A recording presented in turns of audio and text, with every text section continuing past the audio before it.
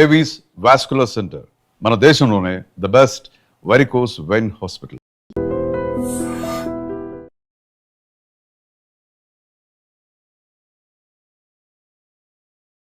Recent టైమ్స్లో పేగు cancer అనేది కూడా బాగా వింటున్నాము. సో అది యూజువల్గా ఎలా వస్తూ ఉంటుంది అంటే మనం తీసుకునే లైఫ్ స్టైల్ హ్యాబిట్స్ ఫుడ్స్ వల్లే ఆ పేగు క్యాన్సర్ అనేది కూడా ఎక్కువగా వస్తూ ఉంటుందా, లేకపోతే దానికి గల కారణాలు ఏంటి? నేను రీసెంట్గా ప్యారిస్ వెళ్ళాను. ఓకే. ప్యారిస్ వెళ్తే అక్కడ ఫుడ్ చూస్తుంటే నాకు అదొక రకమైన విరక్తి కలిగింది. ఉదయం లేవగానే అక్కడికి వెళ్తే హోటల్లో బుఫే పెడతారు. ఓకే. ఏముందంటే బ్రెడ్ జామ్, లేదంటే ఆ సాసేజెస్లు beef pork, that is there. ఇంకేం లేదు వాళ్ళకి తినడానికి. They don't have anything.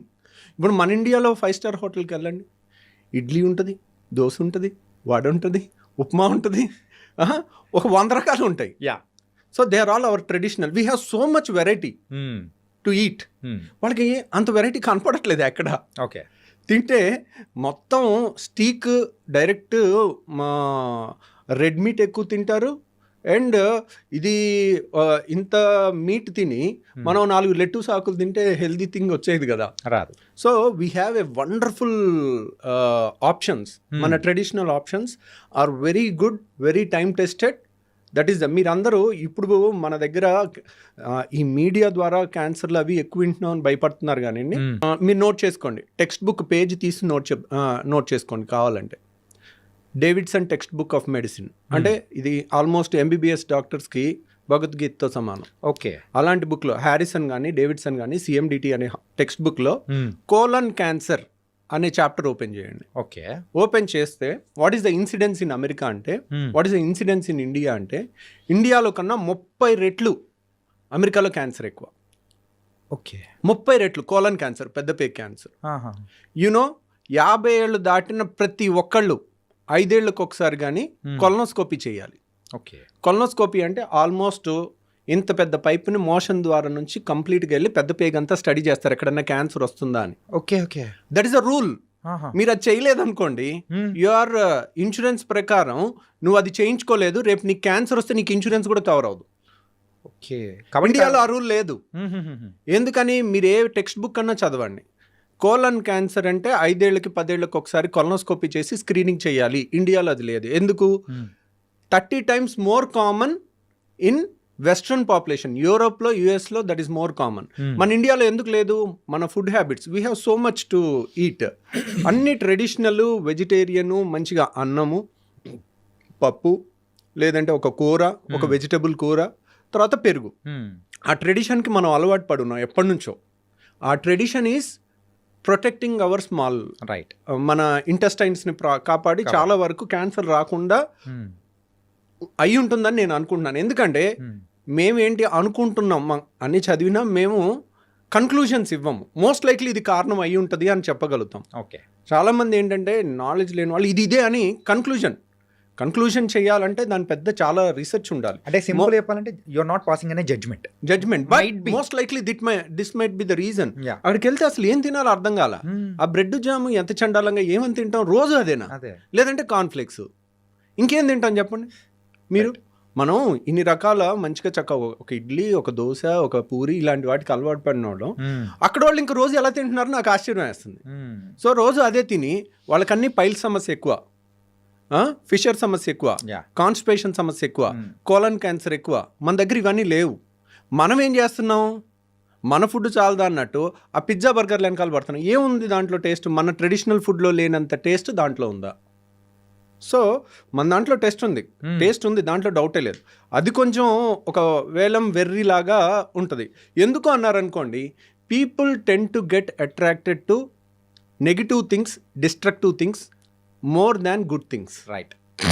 And మీరు అంటారు చూడారా పోక్రీ సినిమాలో, ఏదో గాంధీ మీద సినిమా తీస్తే అస్సలు ఆడదు, అదే కడప కింగ్ 250 centers 100 days అంటారు కదా. సో అంతే. ఇప్పుడు చూడండి, ఇప్పుడు మీరు మంచి సినిమా చూడండి, చూడరు. ఇప్పుడు పుష్ప 2లో ఒక స్విమ్మింగ్ పూల్లో ఉచ్చబోసే సీను ఒక హీరో చేస్తే దాన్ని మన కిడ్స్ ఏ విధంగా తీసుకుంటారండి? సో అంటే దానికి అన్ని కలెక్షన్స్ ఎలా వస్తున్నాయి? బ్యాడ్ ప్రోడక్ట్ని యూ కెన్ సెల్ ఇట్, అది నీ గొప్పతనం అయి ఉండొచ్చు. దానంతట అది ఒకప్పట్లాగా మీరు పాత సినిమాల్లో ఇప్పుడు జగదేకవీరుడు అతిలోక సుందరి సినిమా చూడండి, మీరు 100 సార్లు చూసినా చూడాలనిపిస్తుంది. ఆ శ్రీదేవి యాక్షన్ కానీ చిరంజీవి స్టెప్పులు కానీ. So there is impeccable, that is real టాలెంట్తో వచ్చింది, ఇది మార్కెటింగ్తో వచ్చింది. ద డిఫరెన్స్ అనేది కూడా ఉంటుంది. ఓకే సార్, యూజువల్గా గ్యాస్ట్రిక్ ఇష్యూస్ ఉన్న వాళ్ళకు హార్ట్ అటాక్స్ అనేది కూడా వచ్చేస్తూ ఉంటాయంటారు. మరి ఇందాక మీరు చెప్పిన హార్ట్ బర్న్ అనే ఎక్కువ సిచ్యువేషన్స్ ఉంటారు, లేకపోతే హార్ట్ అటాక్స్ నిజంగా వచ్చే అవకాశాలు ఉంటాయంటారా? గ్యాస్ట్రిక్ రిలేటెడ్గా గ్యాస్ సమస్య ఉన్న వాళ్ళకి హార్ట్ అటాక్ వస్తుందని ఎక్కడ ఏ పుస్తకాల్లో లేదండి. కాకపోతే ఏంటంటే గ్యాస్ సమస్యలు ఉన్న వాళ్ళకి చెప్పాను కదండి, చాలా మందికి ఈ అప్పర్ వాల్వ్ అనేది లూజ్గా ఉంటుంది, వాళ్ళకి హార్ట్ బర్న్ కామన్గా ఉంటుంది, వాళ్ళకి చాలా వరకు హార్ట్ ప్రాబ్లం ఏమో అనే భయం ఉంటుంది. కానీ యూజువల్గా వాళ్ళకి హార్ట్ అటాక్స్ పెరిగే అవకాశం లేదు.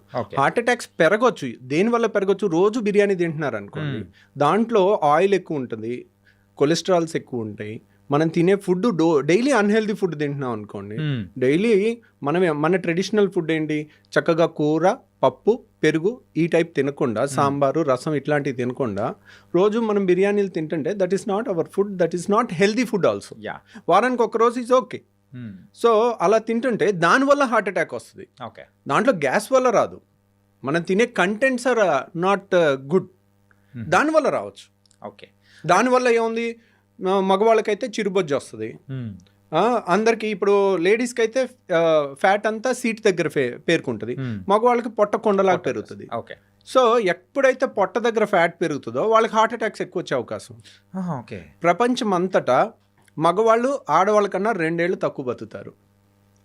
మీరు జపాన్లో యావరేజ్ లైఫ్ స్పాన్ తీసుకున్నారనుకోండి, లేడీస్లో 83 ఏళ్ళు, మగవాళ్ళు 81 ఏళ్ళు. ఎందుకు, అమెరికాలో కానీ జపాన్లో కానీ మీరు ఇండియాలో కానీ ఎక్కడైనా తీసుకోండి, మగవాళ్ళ కన్నా ఆడవాళ్ళు 2 ఏళ్ళు ఎక్కువ బతుకుతారు.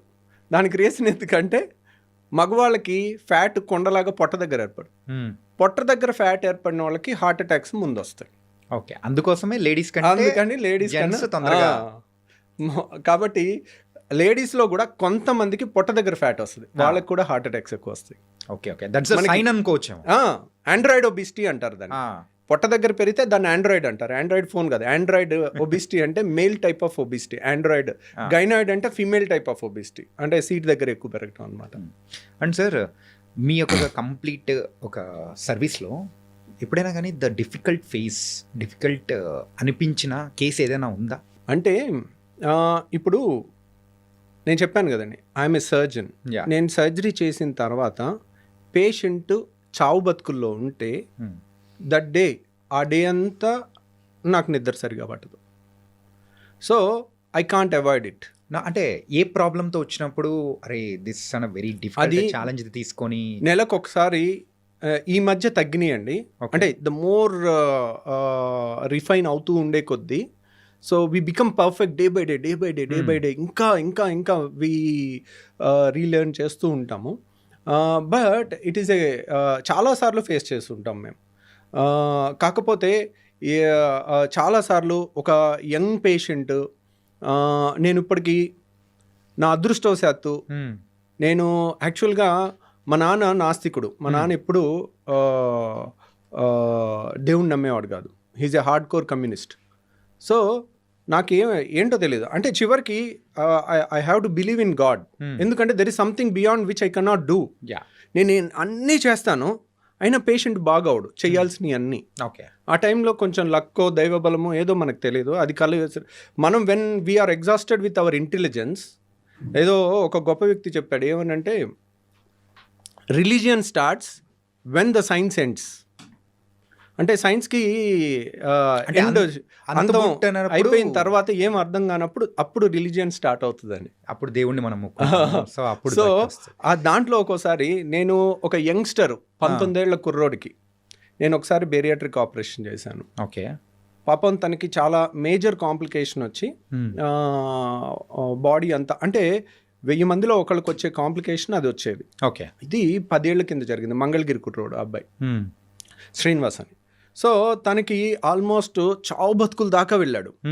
ఒక నెల రోజు హాస్పిటల్లో ఉన్నాడు. 2 సర్జరీస్ మళ్ళీ చేస్తూ ఉంటే ఒక మూమెంట్లో అరే ఇంత చేసాం అయినా కానీ ఇంప్రూవ్ అవ్వట్లేదు. పాపం వీడు బతికితే బాగుండు, 19 ఏళ్ల కుర్రోడు చచ్చిపోబోతున్నాడు, చివరిగా ఇగ స్వర్గం అంచుల దాకా వెళ్ళిపోతున్నాడు, ఇంకా బతకడేమో అని అనుకుని, సరే వీడు బతికితే నేను మంగళగిరి లక్ష్మీనరసింహ గుడిలో 108 రౌండ్లు వేస్తానని మొక్కున్నా. ఏమైందో తెలీదు, వాడు బతికిపోయాడు. ఓకే. సో అన్నిసార్లు అలా జరగలే. నేను ఇప్పటి వరకు నా అదృష్టవశాత్తు నా కోసం, నా ఫ్యామిలీ కోసం ఏ రోజు కూడా నేను దేవుడి చుట్టూ రౌండ్లు వేయాల్సి రాలా. సో కానీ నేను ఇప్పటికీ ఒక 8 సార్లు పేషెంట్ల కోసం చేశాను. ఓకే. సో ఎందుకంటే వెన్ సైన్స్ ఎండ్స్, బుక్లో ఉన్న ప్రకారం అన్నీ పర్ఫెక్ట్గా చేసినా కానీ కొంత లక్ అనేది మనకు రావాలి. ఆ పేషెంట్కి ఉండాలి, మనకి ఉండాలి. సో అలా ఇంకో పేషెంట్ ఇంత పెద్ద గర్భసంచిలో గడ్డ, పెళ్లిగాని అమ్మాయి, ఇంత పెద్ద గర్భసంచి గడ్డ, ఓకే, ఇక్కడ వరకు ఉంది. పెళ్లిగాని అమ్మాయికి ఇంతవరకు. ఒకసారి బయట ఆపరేషన్ చేసి పొట్ట కోసి ఓపెన్ చేశారు, చేసి దాన్ని తీయలేకపోయారు, మళ్ళీ క్లోజ్ చేశారు. ఓకే. చేసి మళ్ళీ రెండోసారి మా దగ్గరికి వచ్చింది. వస్తుంటే ఒకసారి ఒక డాక్టర్ ఓపెన్ చేసి క్లోజ్ చేశారంటే ఇట్స్ వెరీ డిఫికల్ట్ కేస్ అని. నేను పెళ్లిగాని అమ్మాయి, నేను సరే దాంట్లో ఫైబ్రాయిడ్ గడ్డలు ఇంత ఉన్నాయి, అవి ఒక్కటి తీసేస్తానమ్మా అని చెప్పాను. కానీ గర్భసంచి కూడా తీసేయాల్సి రావచ్చు, కానీ పెళ్లిగాని అమ్మాయి గర్భసంచి తీసేస్తే ఇంకేముంది, పిల్లలు పుట్టరు. సో నేను సరే ట్రై చేస్తాను కానీ గ్యారంటీ ఇవ్వలేనని చెప్పాను. సరే ఓకే చెప్పారు, ఓపెన్ చేశాము. ఇట్ వాజ్ ఒక సర్జన్ ఓపెన్ చేసి క్లోజ్ చేశాడంటే మనం అర్థం చేసుకోవచ్చు, లోపలికి వెళ్తే ఎంత పంపుల్లాగా ఉన్నాయి అన్ని రక్తనాళాలు, ఎక్కడ ముట్టుకుంటే అక్కడ బ్లీడింగ్, ఎక్కడ ముట్టుకుంటే అక్కడ బ్లీడింగ్, పంపులు కొట్టినట్టు కొడతా ఉంది. ఒక టైంలో 25 ఏళ్ళ అమ్మాయి, 26 ఏళ్ళ అమ్మాయి మన కళ్ళ ముందు బ్లీడ్ అయి చచ్చిపోతూ ఉండి హెల్ప్లెస్గా ఉంటే అసలు ఎక్కడ ముట్టుకుంటే అక్కడ బ్లీడింగ్ అయిపోతూ ఉంది, నా అర్థం కాని పరిస్థితి.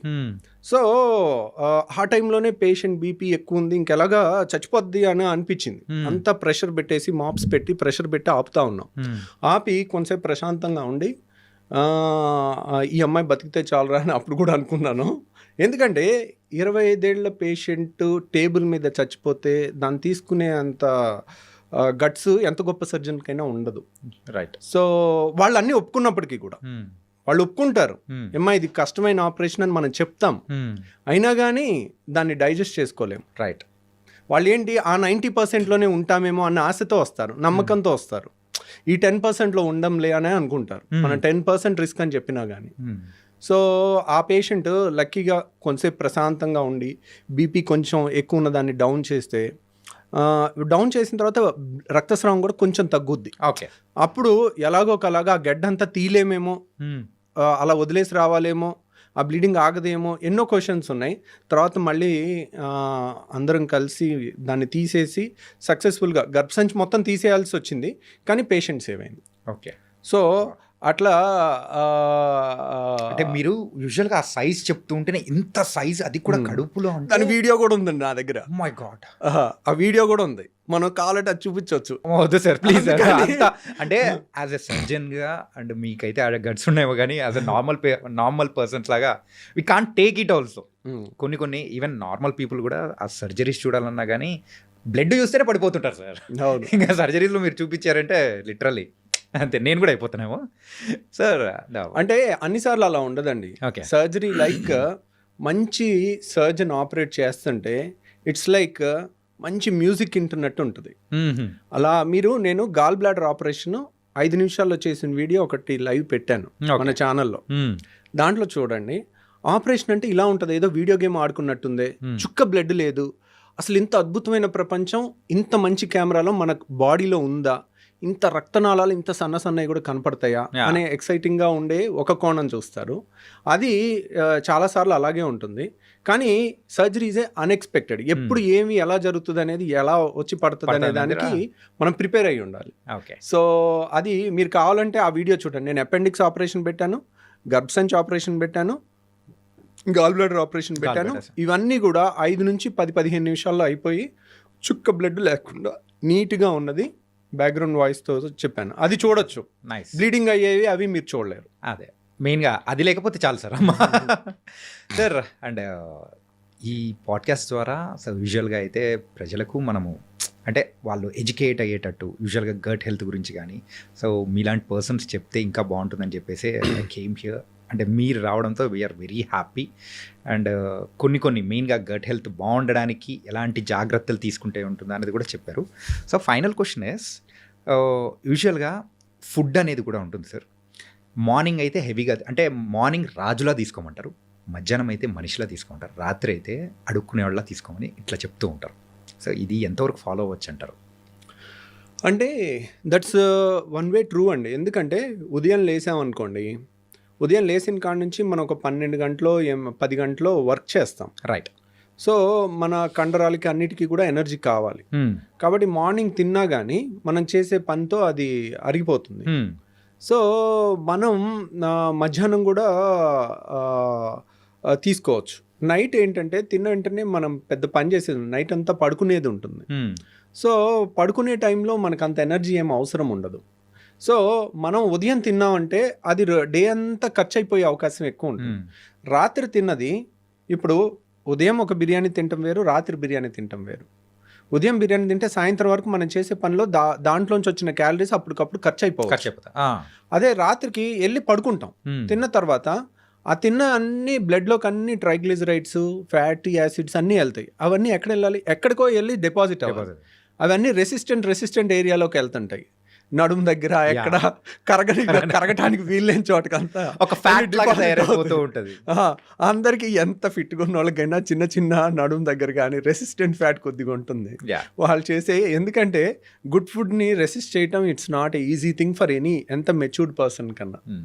So and gall bladder stones అనేది కూడా రీసెంట్ టైమ్స్లో బాగా వింటున్నాను సార్. అంటే ఇప్పుడు కిడ్నీలో స్టోన్స్ వచ్చాయంటే అది త్రూ మన యూరిన్ ద్వారా కూడా వచ్చేసి బయటికి కొట్టేస్తుంది. అది రాలేని సందర్భాల్లో ఏమంటారు, మనకు త్రూ ట్రీట్మెంట్ ద్వారా తీస్తారు. ఈ గాల్ బ్లాడర్ స్టోన్స్ అనేది వెళ్ళిపోతే ఆ గాల్ బ్లాడర్లో పడిపోతాయి అని కూడా విన్నాను. సో దాన్ని తీయాలంటే ఆపరేషన్ తప్ప వేరే ఆప్షన్ అనేది లేదా కరిగించడానికి అని ఏదైనా? అంటే గాల్ బ్లాడర్లో స్టోన్స్ అనేది కిడ్నీలో స్టోన్స్ వేరు, గాల్ బ్లాడర్లో స్టోన్స్ వేరు. రెండింటికి వ్యత్యాసం చెప్తాను. కిడ్నీలో స్టోన్స్ అనేది లెస్ దాన్ 1 సెంటీమీటర్ ఉంటే 99% లెస్ దాన్ 1 సెంటీమీటర్ ఉంటాయి. అవన్నీ కూడా వాటర్ ఎక్కువ తాగుతుంటే దానంతరవే పడిపోయే అవకాశం ఉంటుంది. గాల్ బ్లాడర్లో స్టోను బయటికి పడేవి చాలా తక్కువ అన్నమాట, అవి అలాగే ఉంటాయి. కాకపోతే గాల్ బ్లాడర్లో స్టోను అంత డేంజరస్ ఏం కాదు. అంటే నొప్పి లేదు. చాలా మందికి ఒక స్టోను 1 సెంటీమీటర్ స్టోన్ తయారవ్వాలనుకోండి, అది కనీసం 5 ఏళ్ళ నుంచి 10 ఏళ్ళు పట్టుద్ది. ఎందుకంటే ఒక ఇసుక రేణువులాగా తయారవుతుంది. దాని మీద ఒక పొర ఏర్పడుద్ది, దాని మీద ఇంకో పొర ఏర్పడుద్ది, దాని మీద ఇంకో పొర ఏర్పడుద్ది. సో అలా పొరలుగా 1 సెంటీమీటర్ స్టోన్ తయారవ్వాలంటే it takes 5 to 10 years. Okay. So చాలా మందికి స్కానింగ్ చేస్తే రాయి కనపడుద్ది, కానీ వాళ్ళకి కంప్లైంట్ ఉండదు. సో అనవసరంగా స్కానింగ్ చేయబట్టి వాళ్ళకి గుండెలో రైళ్లు పరిగెట్టడం మొదలవుతుంది. వాళ్ళకేంటి, రొటీన్ చెకప్ చేస్తాం, వాళ్ళకి స్కాన్ చేయకపోతే తెలీదు, హ్యాపీగా ఉంటారు. చేసిన కాడ నుంచి అదో గిలి, అమ్మో నాకు రాయింది, ఇప్పుడు ఇదేమవుద్దో అన్న టెన్షన్తో ఉంటారు. సో వాళ్ళు ఒక డాక్టర్ దగ్గరికి వెళ్తే ఆపరేషన్ చెప్పారు, నేను ఎక్కడో హోమియో వాడుతున్నాను, హాయిగా 4 ఏళ్ళ నుంచి ఉన్నాను అంటారు.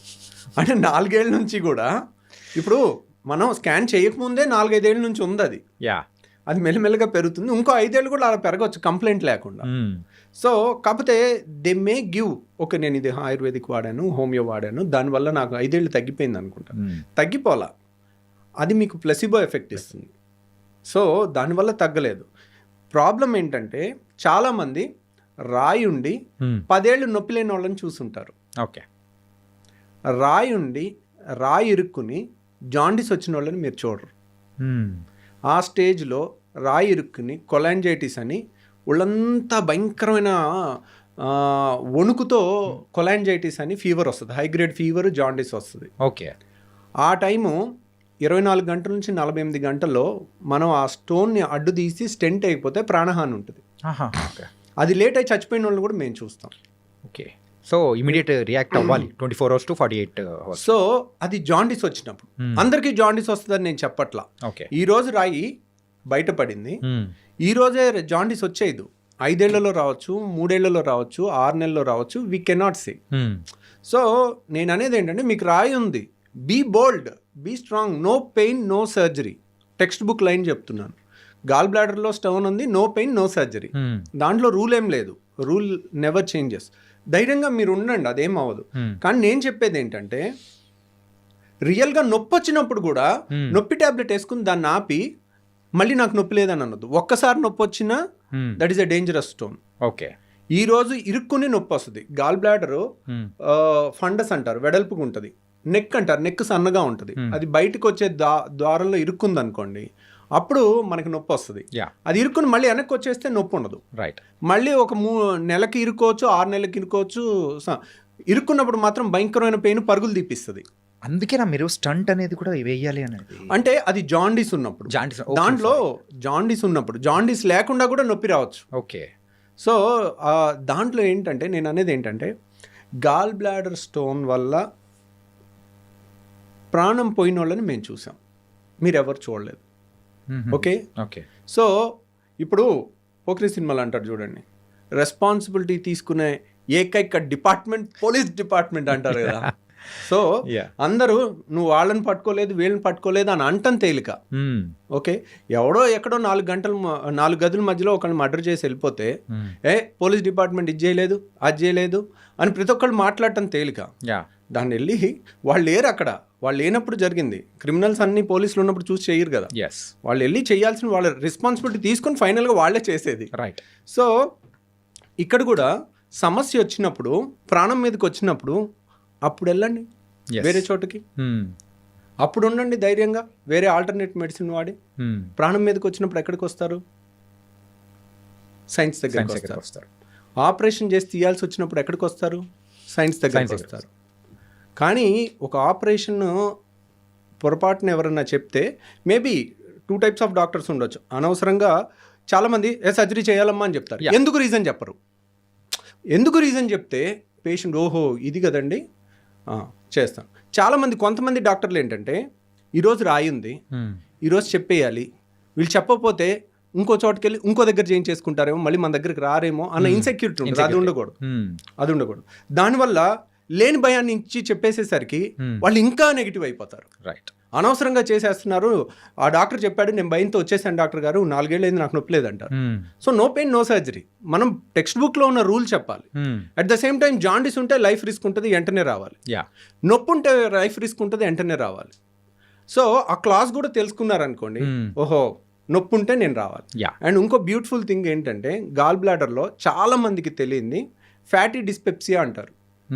వాడు మా ఫ్రెండ్ ఉండేవాడు, నా రూమ్మేట్. 6 ఏళ్ళు MBBS ఒకే రూము అలా ఉండేవాళ్ళం. వాడు మొన్న మా ఫ్రెండ్స్ US నుంచి వస్తే అందరం కలిసి వాళ్ళు బిర్యానీ తిన్నారు హైదరాబాద్లో. ఓకే.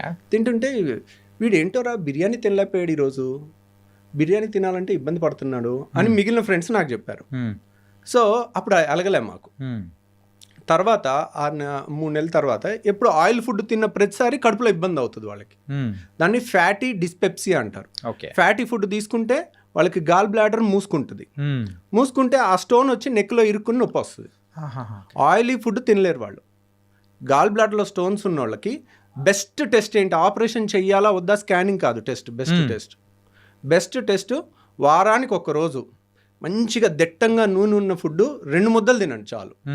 వాళ్ళకి కడుపులో ఏదో ఇబ్బంది అనిపిస్తుంది. ఇప్పుడు అందరూ లొట్టలు వేసుకుని తింటారుగా, బిర్యానీలో ఇంత గ్రేవీ వేసుకుని, లేదంటే పైన చేపల పులుసు పైన ఆయిల్ తేలుతా 2 గంటలు వేసుకుని లొట్టలు వేసుకుని తినాలి కదా అందరూ. వాళ్ళు తినలేరు.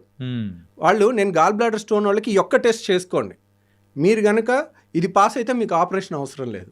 ఓకే. మీరు ఇది ఫెయిల్ అయితే వెంటనే రావాలి. అప్పుడు కూడా అమ్మో నా గాల్ బ్లాడర్ నేను పారిపోతా అనొద్దు. మనం బోల్డ్గా ఉండాలి. ఆపరేషన్ అవసరం లేకుండా చేయటం ఎంత తప్పో, బాగా అవసరం ఉన్నప్పుడు చేయించుకోవటం కూడా ఇంకా డేంజరస్. ఓకే. సో నేనేంటి సింపుల్గా టెక్స్ట్ బుక్లో లైన్ చెప్పేస్తున్నాను. ఫ్యాటీ డిస్పెప్సియా ఉంటే ఈరోజు టైం బాంబు లాంటిది, ఈరోజు మీకు నొప్పి ఉండకపోవచ్చు, వచ్చి తగ్గిపో ఉండొచ్చు. లేదంటే ఆయిల్ ఫుడ్ తింటేనే నాకు వస్తుంది డాక్టర్ గారు, నేను డైట్తో తెలివిగా తప్పించేసుకుంటున్నాను సంవత్సరం నుంచి. అది తెలివితో తప్పించుకోవటం గొప్ప విషయం కాదు. అదేంటి, అది ఇండికేషన్, అది వార్నింగ్ ఇస్తుంది. అప్పుడు మనం వార్నింగ్ ఇచ్చిన తెలివైన వాళ్ళు ఏంటి, వార్నింగ్ పట్టుకోవాలి.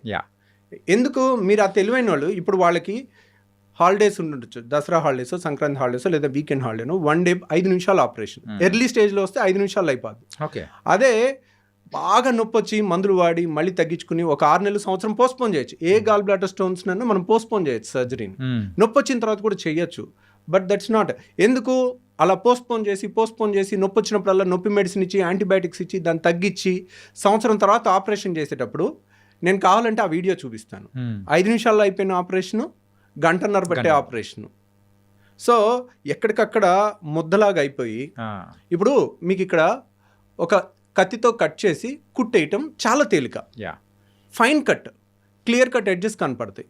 అదే బైక్ మీద నుంచి కింద పడిపోయి మొహానికి ఏదన్నా రాయో ఏదో గుద్దుకుని మొహం ఇంత ఉబ్బిపోయి కళ్ళు కూడా కనపడవు, కళ్ళు ఓపెన్ అవ్వవు, ఈ అన్నీ ఉబ్బిపోయి ఉంటుంది. అలా దెబ్బ తగిలినప్పుడు కానీ చీమ్ పట్టినప్పుడు కానీ చీమగడ్డ ఉబ్బుద్దా, ఎర్రగా అయిపోద్దా, అలా ఉంటుంది గాల్ బ్లాడర్. ఓకే, అలాంటి దానికి ఆపరేషన్ చేయాలంటే మీకు ఈ ఫైన్ కట్కి చేసిన దానికి ఉబ్బిపోయి మొత్తం ట్రామా అయ్యి మొత్తం వంకాయ బజ్జీ లాగా అయిపోయిన దాని మీద ఆపరేషన్ చేయడానికి చాలా తేడా ఉంటుంది. Right got it. సో వాళ్ళు అది చూడరు, మేము చేస్తుంటాం, చేసేటప్పుడు తిట్టుకుంటూ ఉంటాం. వీళ్ళు ఏంటి ఇంత ఎన్నిసార్లు చెప్పినా ముందు వచ్చే హాయిగా ఉండేది కదా, వాళ్ళకే రిస్క్ కదా. ఇప్పుడు యంగ్స్టర్స్ మీ ఏజ్ వాళ్ళు అనుకోండి, నేను 2 గంటలు చేసినా తట్టుకుంటారు. అదే 60 ఏళ్ళ వాళ్ళకి హార్ట్ ప్రాబ్లమ్స్ అన్నీ వచ్చే వయసు, మీ వయసుకి మీకు రిజర్వ్ కెపాసిటీస్ ఎక్కువ ఉంటాయి. అదే 60 ఏళ్ల వయసు వాళ్ళు 2 గంటలు ఆపరేషన్ చేసేటప్పుడు ఏదైనా హార్ట్ బీట్ అప్ డౌన్ అయ్యి ప్రాణాలకి రిస్క్ ఉంటుంది. అంత రిస్క్ ఏముంది, 5 నిమిషాలు దానికి భయపడితే. మీరు కావాలంటే భయపడేది ఉంటే నాది 5 నిమిషాలు వీడియో చూడండి, లైవ్ వీడియో 5 నిమిషాల్లో నేను ఫినిష్ చేసేసింది. సో 5 నిమిషాలు అయిపోయి 3 గంటల్లో లేచి నడిచి మరుసటి రోజు వెళ్ళిపోతే వై నాట్? అంతే కదా. సో ఎర్లీగా మనం చేసుకుంటే కూల్ అయిపోతుంది అన్నమాట. ఇంకొక పైత్యం ఉంది. ఇప్పుడు మొన్న ఒక కప్పులు లండన్ నుంచి వచ్చి చైనా వెళ్ళి గాల్ బ్లాడర్లో స్టోన్కి ప్రపంచం మొత్తం గాల్ బ్లాడర్ తీసేస్తున్నారు. నేను చైనా వెళ్ళి ఎక్కడ లేని టెక్నాలజీ రాయి ఒక్కటి తీయించుకొచ్చాను, గాల్ బ్లాడర్ తీయించుకురాలేదు. దాన్ని లైవ్ ఇవో లోపలికి వెళ్తున్నాం, లోపలికి వెళ్ళేటప్పుడు ఫీలింగ్స్, బయటకు వస్తున్నాం ఆ టైంలో ఫీలింగ్స్. సార్ దానికి మిలియన్స్ ఆఫ్ వ్యూస్. సార్ అదేమన్నా హోమ్ టూరా సార్? సో ఆపరేషన్ కానీ యునో ఆ ఒక్క వీడియో చూసి వచ్చి మమ్మల్ని, ఏం డాక్టర్ గారు ఈ టెక్నాలజీ మీకు రాలేదా? సో ఫస్ట్ ఆఫ్ ఆల్ మనం చేస్తుందే తప్పు. ఓకే, సో ఇప్పుడు అది రాలేదు, అది కదండి. గాల్ బ్లాడర్ తీసిన వాళ్ళు గాల్ బ్లాడర్లో స్టోన్ తీయలేరా? సో గాల్ బ్లాడర్లో స్టోన్ తీయటం అది పెద్ద గొప్ప విషయం కాదు, కానీ that is not right thing to do it. Okay, ఏ టెక్స్ట్ బుక్లో గాల్ బ్లాడర్లో స్టోన్ తీయమని లేదు. సో కాబట్టి నేను అలాంటివి సరే తీసాము అని అనుకోండి, రేపొద్దున్న ఈరోజు ఒక స్టోన్ తీసాం, గాల్ బ్లాడర్లో స్టోన్ వచ్చిందంటే ఏంటి, దానికి స్టోన్ వచ్చే తత్వం ఉన్నట్టు. ఇప్పుడు ఒక ఆపరేషన్ చేసి తీస్తాం, 5 ఏళ్ళు ఆగి మళ్ళీ స్టోన్ వస్తుంది, మళ్ళీ ఆపరేషన్ చేయించుకున్న అదే రిస్క్గా. యాక్చువల్గా ఆపరేషన్లో రిస్క్ గాల్ బ్లాడర్లో లేదు, గాల్ బ్లాడర్ తీసే దాంట్లో లేదు, అది 5 నిమిషాల ఆపరేషన్. రిస్క్ ఎక్కడుంది? మత్తు, వీటన్నిటిలో కూడా రిస్క్ అనేది కూడా ఉంది, రిస్క్ ఉంటుంది. సో ప్రతిసారి ఆపరేషన్ చేయించుకోవటం అనేది it's not a good thing. కానీ ఇప్పుడే చెప్తున్నా, సైన్స్ ప్రకారం ఒక 100 ఏళ్ల రీసెర్చ్కి ఎగెన్స్ట్కి వెళ్ళాలని అనుకోవటం అన్నిసార్లు ఉత్తమం కాదు. దాంట్లో ఒకసారి నువ్వు బయటపడవచ్చు. 1 వేలో ఎదురెళ్ళకూడదు అన్నారు, ట్రాఫిక్ లేదు, నేను 1 వేలో ఎదురెళ్ళాను, 60 స్పీడ్తో వెళ్ళొచ్చాను, నేను గొప్ప ఉన్నాను అనుకోవటం కాదు. That is wrong thing. Right, మీకు కావాలనుకోండి, మీకు ఆ రాయి ఒక్కటే తీయాలనుకుంటే అది నేను తీసి పెడతాను, కానీ నేను చెప్పటం నా duty. This is not the right thing అండి అని. సో ఇన్స్పైట్ ఆఫ్ దట్ వాళ్ళు అడిగారు అనుకోండి, సో ఓకే చేసి పెడదాం, ఏముంది దాంట్లో.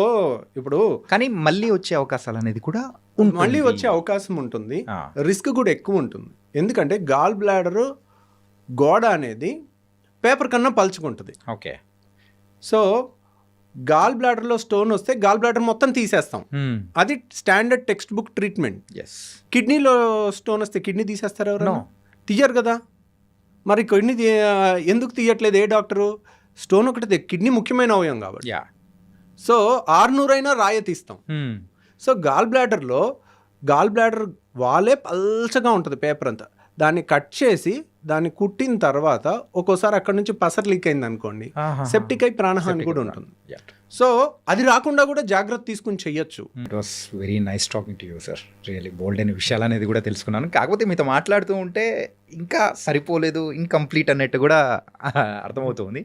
అండ్ ఈ సెషన్లో మాత్రం చాలా వాల్యుబుల్ సజెషన్స్ కానీ and how you started your journey in the gastroenterology and బెర్టియాలజీలో కూడా చాలా చక్కగా చెప్పారు. Really thank you so much for coming here and మీ టైం అనేది కూడా ఇచ్చినందుకు. Thank you very much.